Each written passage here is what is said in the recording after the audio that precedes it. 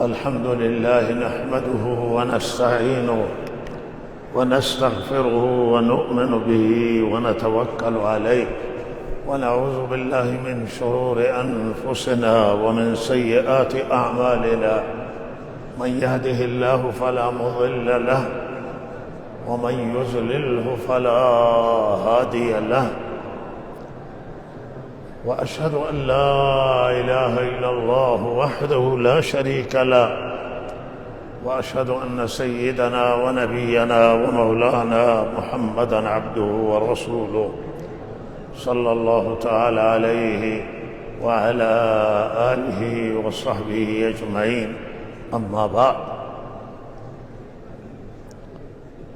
از سخنان زیبا و ارزشمند جناب مفتی حفظه الله تعالی استفاده کردید و با توجه به اینکه وقت مختصر هست عرایض کوتاهی خدمت شما عرض می شود، به امید آنکه آنچه که حق و واقعیت هست و حقیقت هست الله تعالی توفیق عنایت کنه. الله تعالی به ما توفیق بده که از حق یک سر موی هم تجاوز نکنیم و الله تعالی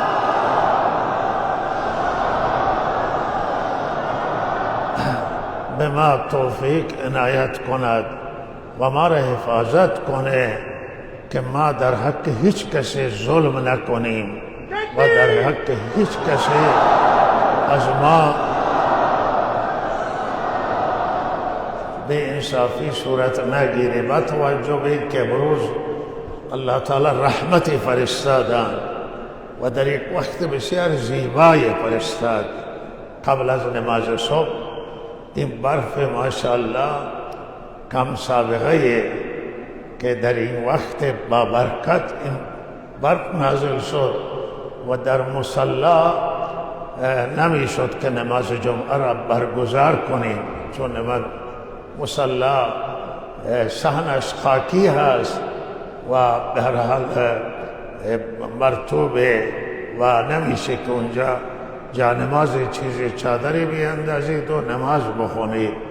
این است که در مسجد آمدیم و مسجد با توجه اینکه کارش تکمیل نیست سردی هنوز این مسجد، مخصوصا قسمت جلو قسمت آخرش که اونجا نماز برگزار میشه بخاری داره و مسجد گرمه و خیلی آمادگی داره، اما اینجا آمادگی نبود ولی چون کم بود جای شما تشریف آوردید و یک حسن هم داره امروز حکمتی که به هر حال شما هزینه کردید و زحمت کشیدید و دعا کردید، مسجد مقداری مشاهده بکنید. انشاءالله در حال جمع شدن کار است که کار جمع بشه و شما بتوانید در مسجد که خودتون ساختید و در ساختن مسجد مشارکت داشتید بتوانید اینجا انشاءالله عبادت کنید خدا را و دعا کنید که الله تعالی به بارگاه خودش مقبول بداره.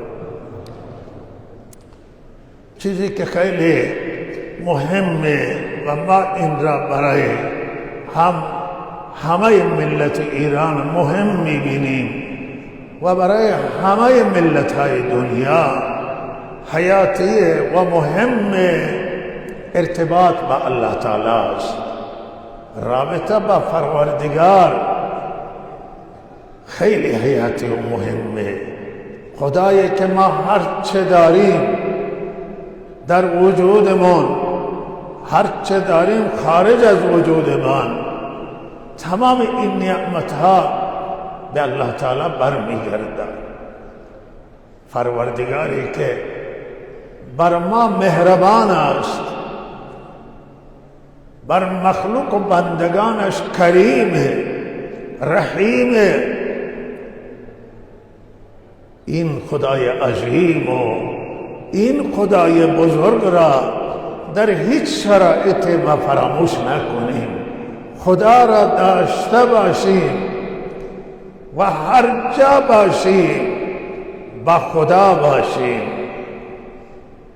با خدا باشیم. همیشه در مشکلات و در سختی و در آسانی و در همه حال، در شادیمون، در غممون، در تمام حالاتمون پروردگارمون را فراموش نکنیم.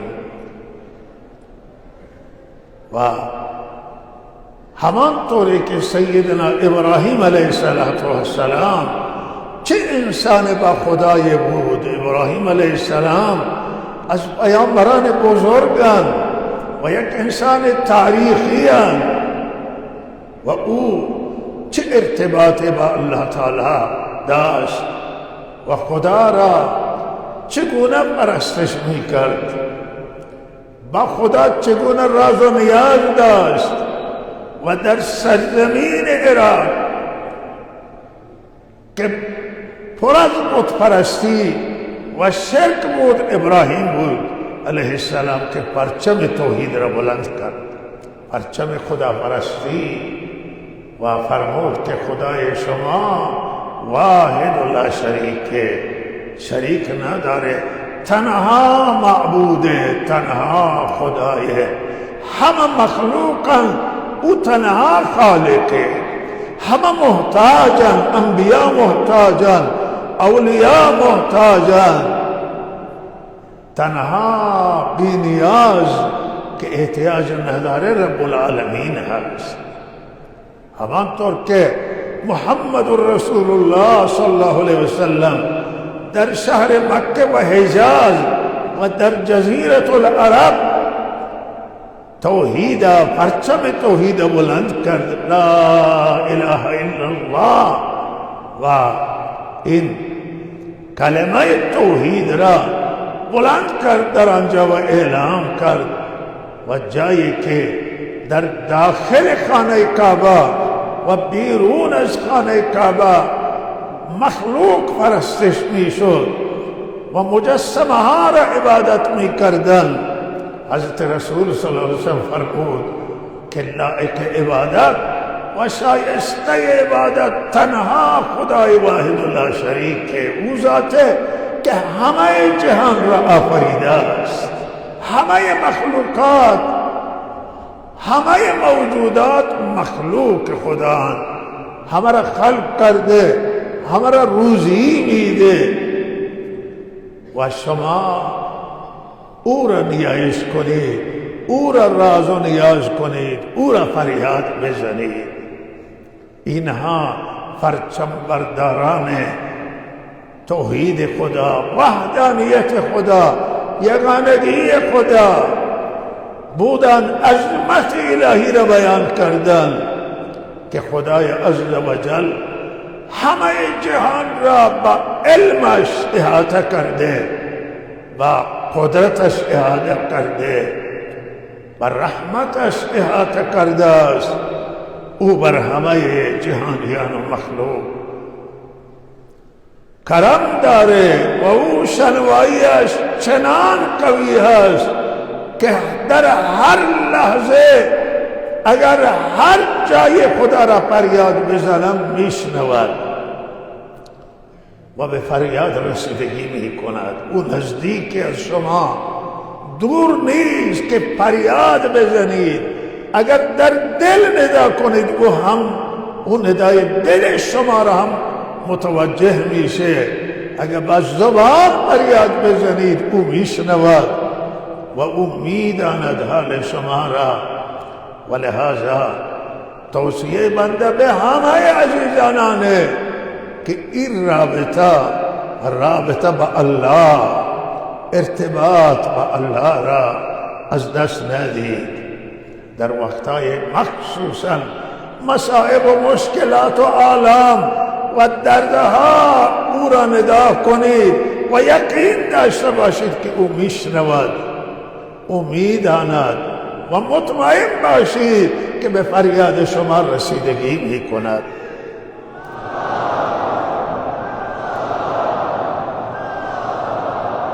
مردم ایران زمین امروز یک شرایط دارند، به یک شرایط قرار گرفتند که واقعا کمتر ما این شرایط دیده این تو ایران اسلامی انسجام در میان مردم، اتحاد در میان مردم، همدردی و اینکه برای یک دیگر دل می سوزند، برای یک دیگر به یک دیگر محبت پیدا کردن. واقعا این محبت و این همبستگی مردم ایران امروز مثال زدنی هست و به نظر بنده بهترین مثالی که خدمت شما عرض کنم آنه که همه این مردم به منزله یک خانواده هستند، یک خانواده بزرگ ایرانی. همه اینها اعضای همین یک خانواده هستند. ایرانی هایی که در داخل ایرانند، ایرانی هایی که در خارج از کشورند، چنان پیوند خورده‌اند، چنان به هم همدردند و غمخوار یکدیگرند که به منزله اعضای یک خانواده. و امروز این همبستگی یه ملی و این وحدت کشور ما را، تمامیت ارضی ما را امروز تامین میکنه. الحمدلله ما مطمئنیم که با این انسجام و وحدت ملی و این دوستی که وسط هست، هیچ دشمن طمع سرزمین ما را نمیتونه بکنه و خاک و وطن ما را نمیتواند بکند. این مردم امروز با هم انسجام پیدا کردند. اگر یک فرد امروز جای بناله و فریاد بزند از درد و از مصیبت و در حق یک نفری اگر ظلم جای انجام بگیره، همه صدا بلند میکنند، همه همدردند، همه برای او نگرانند، برای آنانی که گرفتار هستند دعای خیر میکنند. و اگر در حق یک انسان به هر حال خوشحالی به یکی به دست بده و یک انسان به نعمت هم برسه، در حق او هم وقت اطلاع حاصل بکنند خوشحال میشن. و این اعضای خانواده و این مردم در کنار هم قرار گرفتن. این مردم ایران که در 57 انقلاب 57 در کنار یکدیگر قرار گرفتند و برای آزادی مبارزه کردند، برای عدالت مبارزه کردند، برای برای رسیدن به حق و حقوق، برای رسیدن ایران به سربلندی و این که سرمایه های ایران به ایران خرج بشه و به خود ملت خرج بشه. این مردم او زمان شعار دادن و این مردم او زمان مبارزه کردن و فیروز شدن و این ایام همون عرض کنم که فیروزی انقلاب 57 هست. امروز هم این مردم همون فریاد میزنند، همون فریاد عدالت را ملت ایران. چیز بزرگ نمیخواهند، چیز زیاد نمیخواهند، عدالت میخواهند.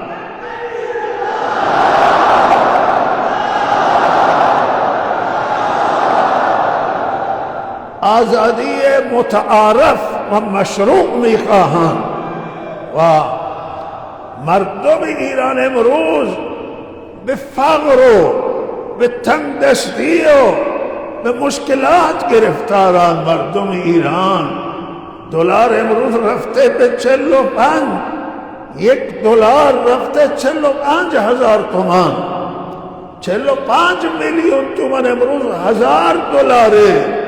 در صورتی که زیاد دیر نگذشته که 10 میلیون تومان $10,000 بود. هر میلیون $1000. بله $1000 بود. همین زیاد دیر نیست. و اون زمانه اگر کسی 10,000 درآمد داشت یا حقوق میگرفت، 10 میلیون حقوق میگرفت یا درآمد داشت، $10,000 میشد. و حالا هم شاکی هم بودن که پولشون کم ارزش شده. امروز کسی که 45 میلیون درآمد داشته باشه، حقوق داشته باشه، میشه $1000. و مردم الان نامه می نویسه که ما چگونه زندگی بکنیم. بعض توانایی خرید یک شانه تخم مرغ ندارن، توانایی خرید یک مرغ ندارن. و خانواده هایی که افرادی که درآمد ندارن، قدرت خرید نان حتی ندارن، قدرت خرید گوشت ندارن. چرا کشور ما به اینجا برسد، ملک ما به اینجا برسه؟ این نگرانی مردم روی همینه. میگن که کشوری که دارای گنج و دارای نعمتهای گوناگونه، دیگه کشورها و ملتها میتونن از اینجا سیر بشن، کسب و کار کنن، با ملت ایران تجارت کنن. و چرا به این روز گرفتار بشن، به این وضعیت گرفتار بشن؟ مردم حرفشون بر حقه، مردم خواستهشون به حقه. اونی که خواستهشون به حق او را شما توجه کنید، او را مسئولان توجه بکنن که مردم چه میگن. مردم ایران حق خودشون میدانن که عدالت در حقشون اجرا بشه، آزادی داشته باشن، آزادی بیان، کلام و تحزب، و بتوانند مدیران توانمند را انتخاب کنند برای اداره کشور، برای اداره وزارتخانه ها و برای سایر جاهایی که نیاز مردم ایران میخواهند کشورشون رقابت کنه با کشورهای توسعه یافته و کشورهایی که ثروت دارن. این کشور میتونه با کشورهایی که ثروت دارن رقابت کنه و با پول ایرانی، با پولهای کشورهای ثروتمند رقابت بکنه، با دلار رقابت کنه، با یورو رقابت بکنه، با پولهای کشورهای همسایه رقابت کنه، پول ارزش پیدا بکنه، زندگی راحتی داشته باشد. و لحاظا این حق این ملت هست، ملتی که 57 انقلاب کردن و این احسان این ملتی که انقلاب کردند و قیام کردند و به هر حال تحول آوردن توی کشور و الان همون خواسته ها را دارن، ملت تکرار میکنن و انتظار دارن که به این خواسته ها اگر بر حقاً به خواسته هاشون برسن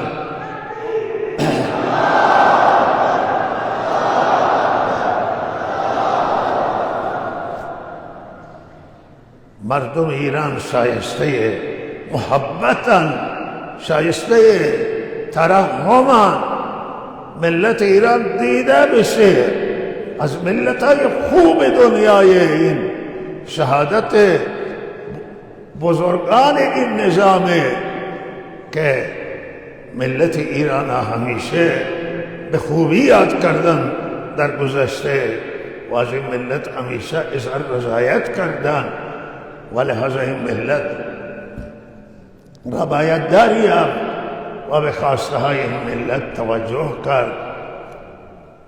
ما امیدواریم که اللہ تعالی کشادگی بیاره و مسئولان هم توجه کنند به ندای مردم. امروز شرایطی در کشور ما هست که اگر این مردم عدالتی در حقشون اجرا بشه، در دادگاه ها، در هر جای دیگر، این تمام این خانواده خوشحاله و اگر در حقشون اجحاف بشه و ظلم در حقشون بشه، همه ملت امروز نگرانند. مردم ایران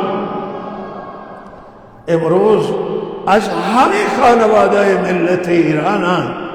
جناب مولانا کورگیج حفظه الله استاد تفسیر از همه خانواده که امروز برایشون مشکل پیش آمده، ممنوع المنبر شدن و ممنوع المحرابن و لحاظا خواسته همه این مردم اینه که به هر حال در حق علما، در حق اندیشمندان به هر حال باید از سیای صدر کار گرفته بشه و تحمل بشن. اگر علمای کردستان یا هر جای دیگر مشکلاتی پیش میاد برایشون، این نگرانی برای همه ملت مردم شریف ایرانه. امام استا سیف الله حسینی، امام جمعه جوان رود، امام استا خضر نژاد و دیگر امام استا علما که برایشون مشکلات پیش آمده، به هر حال همه خواستهشون اینه که به هر حال علما حرمتشون حفظ بشه، تحمل بشن، اینا را تحمل کنید. ملت ایران امروز همه روی صلح فکر میکنه. ملت معتقده که جنگ ها باید با تنش زدایی بشه در روابط خارجی و سیاست های خارجی و مردم ایران خواهانند که یک ملت ایران یک کشور صلح بشه و دنبال صلح بشه، جنگ نه ولی صلح. صلح در یمن باید صلح انجام بگیره و برون رفت از درگیری ها در یمن هست. دو تا حکومت مستقل باشند، هم فلسطین به انسانیت و تمام انسان ها عیال الله. عیال به معنی عائله، به معنی او خانواده که همه خرج از خدا میگیرن، رزق از خدا میگیرن. معتقدیم که هر تمام بشر و انسان همه هم جنس ما هستن، ما همه از یک جنس و نوعیم و انتظار ما همینه که جنگ اوکراین و روسیه به پایان برسه و صلح کنند و برای یک دیگر مرزهای یک دیگر احترام قائل باشند. ملت ایران ملت صلح، پیام آور صلح، پیام آور آشتی است و ملت ایران به اعدام نه می کند و اعدام را برای هیچ جای دنیا نمی خواهد.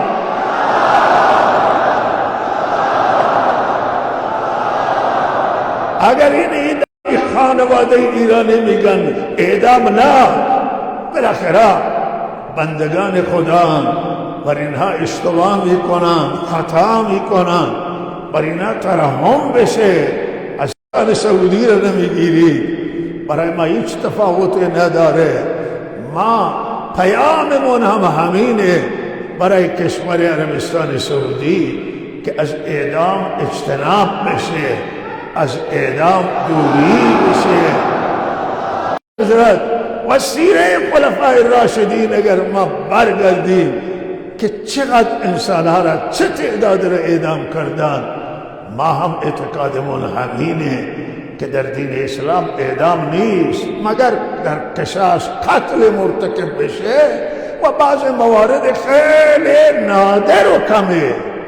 اعدام در صدر اسلام در عصر آن حضرت خیلی کم بوده است و لحاظا معتقدیم که این خیرخواه همه هستیم و لحاظا این پیام همه خانواده ایرانی هست به این که کشورها مجازات اعدام را از برنامه‌هایش خارج بکنن. بعد همین قصاص که ما میگیم قصاص حق شرعی است و دنیا می نمیپذیره، ولی همین قصاص تنها قصاص تعیین نیست، قصاص عفو اگر عفو بکنند به هر حال میشه معاف کرد قاتل را و دیگه اگر بگیرند و صلح بکنند هم راه داره، اگر نه قصاص بکنند قصاص هم درسته و برای کشورمون برای مقامات قضاییمون همینه. ملت ما موافق با اعدام نیست و ما همه این ملت صاحبان این کشوران و به هر حال اینها از مسئولانشون خواستهشون از مقاماتشون اینه که قصاص اجرا بشه و بقیه مردم به هر حال در اعدام احتیاط بشه. بالاخره این خانواده های که سرپرست خود را از دست میدهند، این خانواده که عزیزان را از دست میدهند، خیلی سرشون سخته، خیلی بر اینها مشکل میگذرد و به هر حال این همان طوری که در صدر اسلام بوده، همان طور که سیدنا علی رضی الله در زمان سیدنا علی رضی الله تعالی و خلفای راشدین بوده. این مسیری است که ما ببریم، این انشاءالله مسیر درست و صحیح است. ما امیدواریم که الله سبحانه و تعالی همه مشکلات ها را و گرفتاری ها را رفع بکنه و خواهان به هر حال آرامشیم، خواهان این گفتگو هستیم. ملت ایران خواهان گفتگو هست، بشینیم با هم صحبت کنیم. تو یک خانواده اگر اختلاف بیفته می نشینم با هم صحبت می کنم. این خانواده که بنده عرض کردم اینه یک خانواده از هر ایل و از هر تبار و از هر کیش و از هر مذهب امروز مردم ایران مذهب نگاه نمی کنند، اعتقاد هم نگاه نمی کنند چه اعتقادی دارند، نگاه می کنند که ایرانی هستند همه و بالاخره به درد همه اگر در حق کسی جواب بشه، در حق کسی مشکل پیش بیاید، از هر ایل و تبار و از هر کیش و مذهب باشه همه نگران میشن روی اون. و این انسجامی که امروز به وجود آمده است، اخبار ها را کنترل میکردم و رسانه ها را و واقعا گزارشی که از افغانستان میدهند خیلی تکان دهنده. مردم افغانستان با یک سرمایه روبروان که در تاریخ افغانستان کم سابقه، حداقل میگن در چندین دهه این عرض کنم که سردی نبوده، تلفات دامی و کشاورزی و ضایعات انسانی بسیار سنگین بوده در افغانستان. افغانستان به خاطر آنکه با جامعه جهانی ارتباط دیپلماتیک نداره، با فقر مواجهه، با تنگدستی مواجهه، با سختی ملت افغانستان مواجهه. واقعا ملت افغانستان قابل رحمه، قابل درکه و ما از جامعه جهانی میخواهیم که به ملت افغانستان ترحم کنند، ملت افغانستان دریابند و به هر حال روابط دیپلماتیک با افغانستان شاید منصفانه باشه که این رابطه برقرار بشه به خاطر مردم افغانستان، به خاطر ملت افغانستان، ترحم بر مردم این رابطه برقرار بشه. مشکلاتی که جهانیان دارن با دولت آنجا، به هر حال این مشکلات به بهتر قابل حل میشه و هم مسائل حقوق بشر و هم مسئله زنان و تحصیل زنان و تحصیل دختران و بکارگیری زنان و شغلشون، اینها ما امیدواریم که قابل حل باشه. همانطوری که به هر حال اگر این روابط دیپلماتیک برقرار بشه بهتر میشه مذاکره کرد. علمای جهان اسلام هم میتوانند تاثیرگذار باشند در افغانستان. ما هم اعتقاد داریم به حقوق بشر و معتقدیم که حقوق بشر و شریعت اسلام با هم بسیار نزدیکند در حقوق، رعایت حقوق انسان. و ما هم اعتقاد داریم که زنان دختران باید تحصیل بکنند و زمینه کارشون فراهم بشه. هم ماها علمای جان اسلام انشاءالله تلاش میکنن، هم اگر این رابطه برقرار بشه به ملت افغانستان از این شرایط نجات میگیره. و این مطلبی که به هر حال حق افغانستان میدانم و ملت افغانستان هم عرض کرده، امیدواریم که الله تعالی مشکلات حل بکنه. و همانطور که در جریان هستید توی هفته گذشته یک فاجعه بسیار خطرناک و یک حادثه دلخراش رخ داده در کشور سوئد و در کشور فنلاند. بله، کشور فنلاند، هلند ایشو نه، اینها فنلاند نوشتن دوسته بشه. در کشور فنلاند فکر کنم، اگر هلند هم درسته، هلند در کشور هلند. به هر حال این حادثه دلخراش از این قراره که قرآن عظیم الشأن آتش میدن و میسوزن و واقعا این خیلی حادثه خطرناکی است. این اولا درگیر شدن با رب العالمین و آزمایش کردن خشم خدا و قهر خدا، چرا که این کتاب مقدس پروردگاره و آخرین کتابه و لہذا این خیلی توهین بزرگه، اهانت بزرگه به قریب 2 میلیارد مسلمان دنیا، به ملت مسلمان توهین و اهانت و سوختن در واقع دل همه مسلمانانه و تحریک مسلمانانه. و نباید کشور سوئد و هلند و هر کشور دیگری اجازه بدن و بگن که ممانعت اینا برخلاف آزادی است. این آزادی چه آزادیه؟ این آزادی قابل درک نیست، این آزادی قابل فهم نیست که آزادی در توهین باشه، آزادی به توهین به پیامبران الله، به اولیای الله.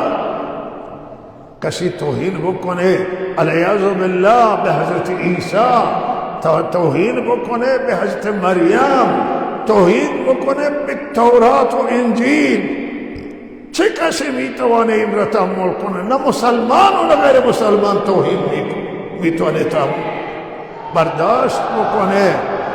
همینطور برای مسلمانان قرآن بالاترین کتابه و کتاب مقدسه و همینطور پیامبر اعظم حضرت ابراهیم خلیل الله، حضرت عیسی، حضرت مریم، حضرت موسی، همه اینها مقدسن و نباید هیچ قانون اجازه بده، هیچ کشور اجازه بده حاکم اجازه بده که توهین بشه به مقدسات مسلمانان و به هر حال اینها افراطیون تحریک میکنن و فردا اگر افراط تندروها کاری انجام بدن کسی احساساتی باشه میگه که اینا تروریسم، در حال تروریسم همه با ملامت میکنیم و تروریسم به هر شکلی همه جا محکومه، ولی باید مبارزه با علت بشه اون چیزی که مردم از احساساتی میکنه و مردم از کنترل خارج میکنه مردم را. لحاظا اینها را باید همه دولت ها مبارزه کنن و مقابله کنن. امروز عزیزان راهپیمایی تا این فلکه دارن و راهپیمایی ما امروز تا همین فلکه خیام اختصاص داره به همین توهین قرآن، به قرآن عظیم و شان توهین شده و لحاظا امروز شما در رابطه با همین مسئله انشاءالله با آرامش و حفظ عملیاتتون تا همین فلکه بعد از نماز دوستان انشاءالله راه بیفتند. و صلی الله علی سیدنا محمد و آله و صحبه اجمعین.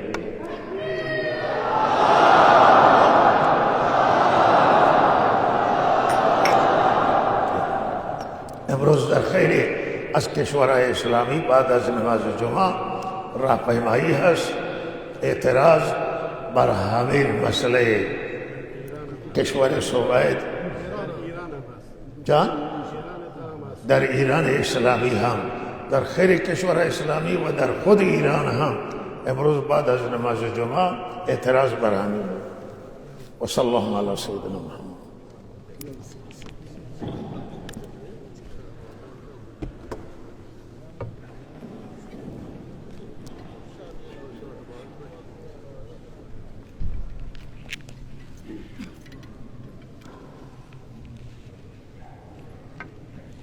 الله أكبر الله أكبر الله أكبر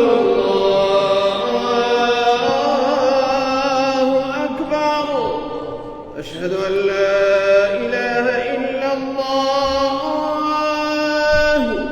أشهد أن لا إله إلا الله.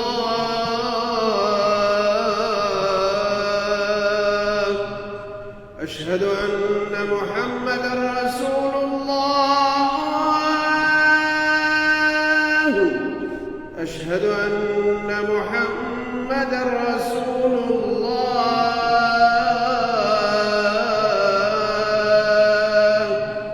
حي على الصلاة. حي على الصلاة.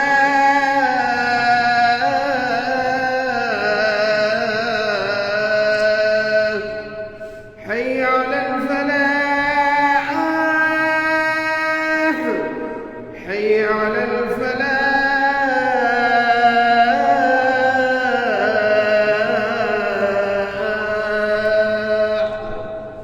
الله أكبر الله أكبر. لا إله إلا الله.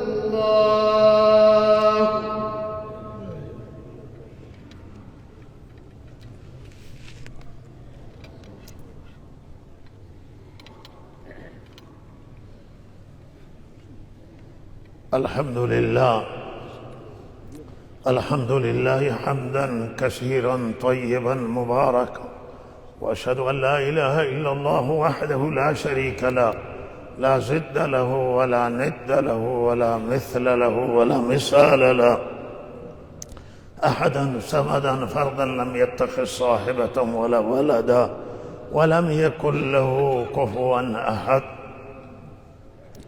واشهد ان سيدنا ونبينا ومولانا محمدا عبده ورسوله ارسله الله الى كافة الناس بشيرا ونذيرا وداعيا الى الله باذنه وسراجا منيرا، صلى الله تعالى عليه وعلى اله وصحبه اجمعين. اما بعد، فيا ايها الناس وحدوا الله، فإن التوحيد رأس الطاعات، واتقوا الله فإن التقوى ملاك الحسنات، وعليكم بالسنة فإن السنة تهدي للإطاعة، ومن أطاع الله ورسوله فقد رشد واهتدى، وإياكم والبدعة فإن البدعة تهدي للمعصية، ومن يعص الله ورسوله فقد ضل وغوى. وعليكم بالصدق فإن الصدق ينجي والكذب يهلك، وعليكم بالإحسان فإن الله يحب المحسنين، ولا تقنطوا من رحمة الله فإنه أرحم الراحمين، ولا تحبوا الدنيا فتكونوا من الخاسرين. ألا وإن نفسا لن تموت حتى تستكمل رزقها، فاتقوا الله وأجملوا في الطلب وتوكلوا عليه فإن الله يحب المتوكلين، وادعوه فإن ربكم مجيب الداعين، واستغفروه يمددكم بأموال وبنين. أعوذ بالله من الشيطان الرجيم. وقال ربكم ادعوني أستجب لكم إن الذين يستكبرون عن عبادتي سيدخلون جهنم داخرين.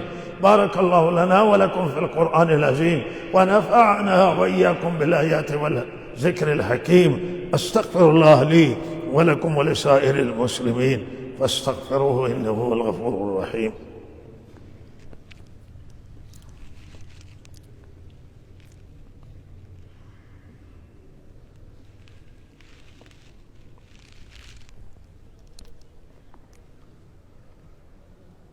الحمد لله نحمده ونستعينه ونستغفره ونؤمن به ونتوكل عليه، ونعوذ بالله من شرور أنفسنا ومن سيئات أعمالنا. من يهده الله فلا مضل له ومن يضلله فلا هادي له، وأشهد أن لا إله إلا الله وحده لا شريك له، وأشهد أن سيدنا ونبينا ومولانا محمدا عبده ورسوله. أما بعد، فأعوذ بالله من الشيطان الرجيم. بسم الله الرحمن الرحيم. والعصر إن الإنسان لفي خسر إلا الذين آمنوا وعملوا الصالحات وتواصوا بالحق وتواصوا بالصبر إن الله وملائكته يصلون على النبي يا أيها الذين آمنوا صلوا عليه وسلموا تسليما. اللهم صل وسلم وبارك على سيدنا ونبينا ومولانا محمد عبدك ورسولك وعلى آله وصحبه وسلم وبارك عليه وعلى جميع الأنبياء والمرسلين وملائكتك المقربين وعبادك الصالحين، خصوصا على خلفاء الراشدين المهديين أبي بكر وعمر وعثمان وعلي، وعلى سائر الصحابة الأخيار من المهاجرين والأنصار، وعلى أهل بيته أزواجه وذرياته ومن تبعهم بإحسان إلى يوم الدين. اللهم أعز الإسلام والمسلمين، اللهم انصر جيوش الموحدين، اللهم انصر من نصر دين محمد صلى الله عليه وسلم واجعلنا منهم. عباد الله رحمكم الله، إن الله يأمر بالعدل والإحسان وإيتاء ذي القربى وينهى عن الفحشاء والمنكر والبغي يعظكم لعلكم تذكرون. فاذكروا الله يذكركم وادعوه يستجب لكم، ولذكر الله تعالى أعلى وأولى وأجل وأهم وأتم. سفر الراس بگیرید و هر جا هستی به صفا بپیوندید.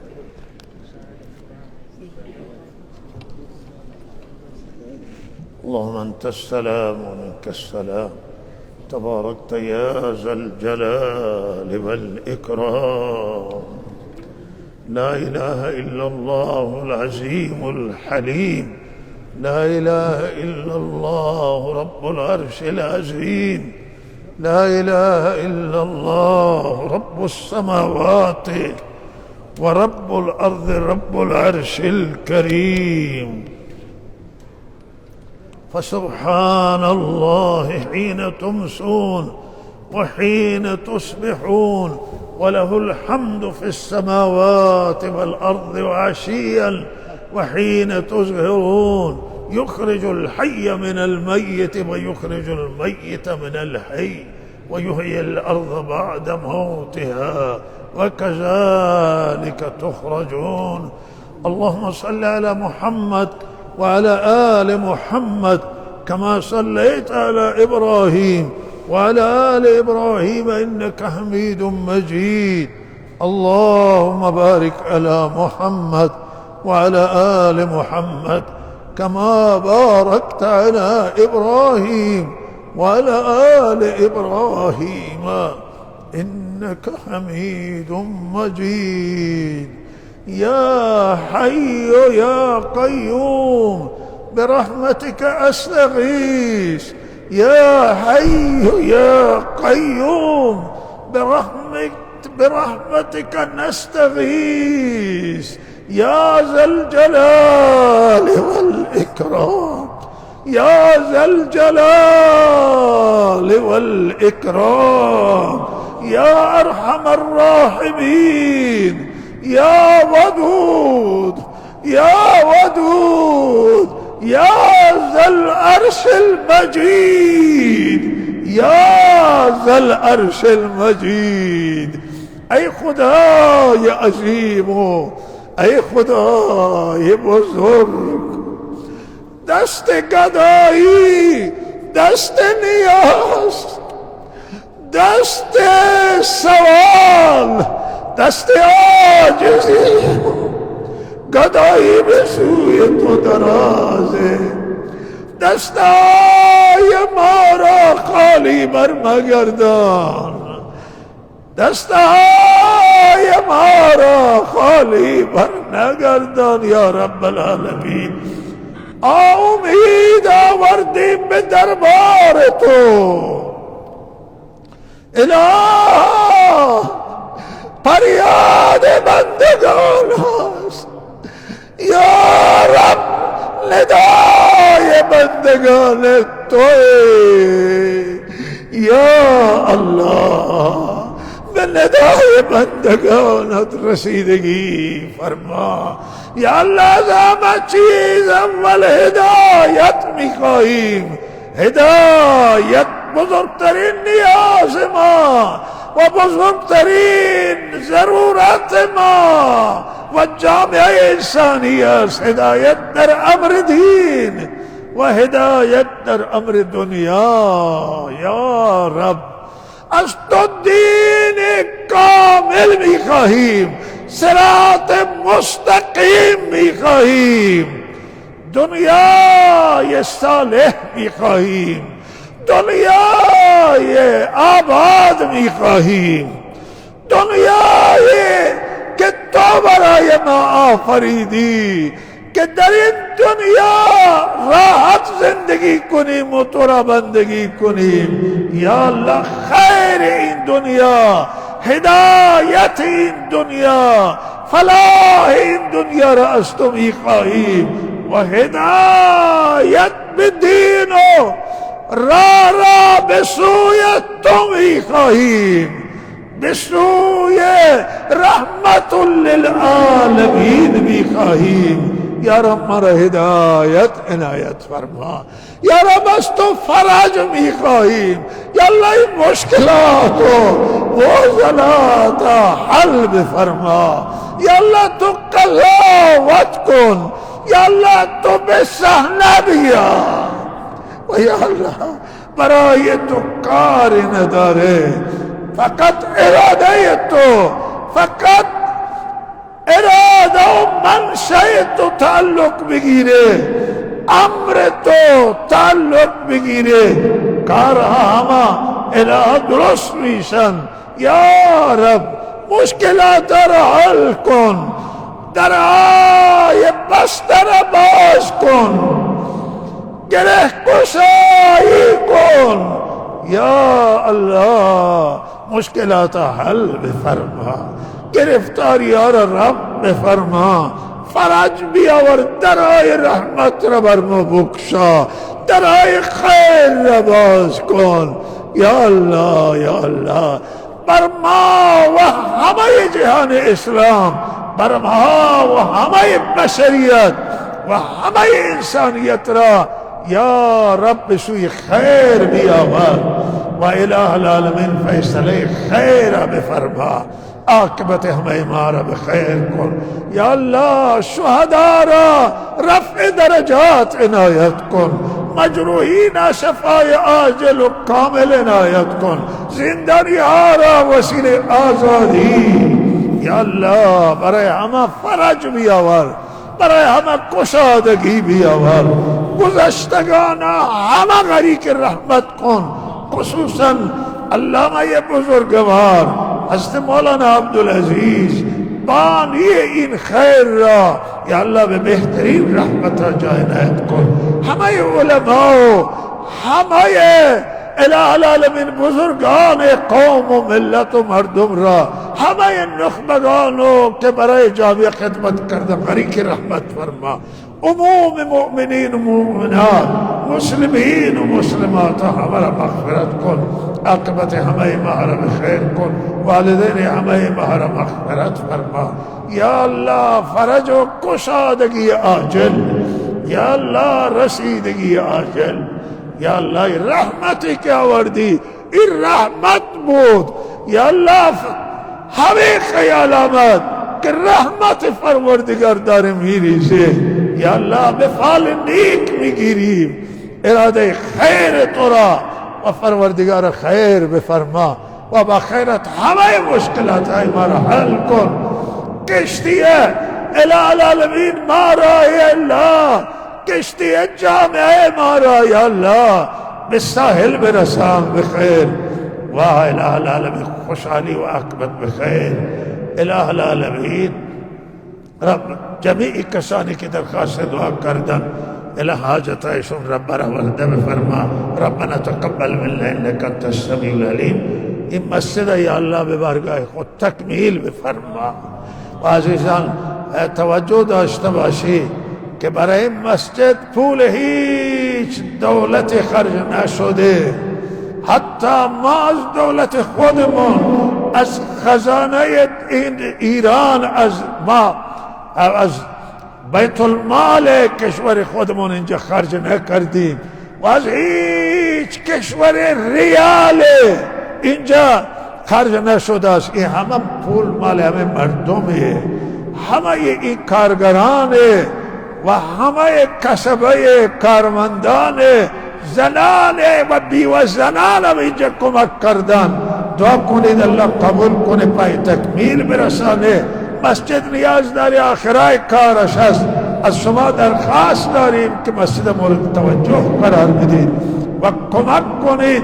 و یک مطلبی که از بنده ماند هم اینجا مطرح کنم و او اینه که حقابه به هر حال ما درخواستمون از دولت اسلامی افغانستان آنه که مسئله آب، هر اندازه آب دارم پشت سد کجکی یا سد دیگری که اونجا هست لشکرگاه، هر چه دارن تقسیم کنن و این ور هم آب بفرستن، برای اینکه وقت کشاورزی است.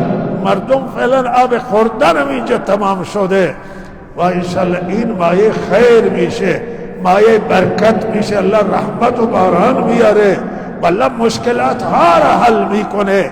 وقتی که مشکل دیگران حل بشه انشالله ما امیدواری که همیشه این مشکلات حقابه حل بشه و آب این ور فرستاده بشه و انشالله این نتیجه از خیره.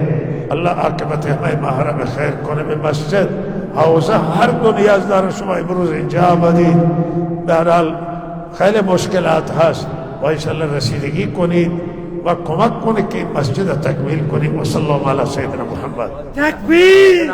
جنازه نماز جنازه برگزار. سفر بگیرید.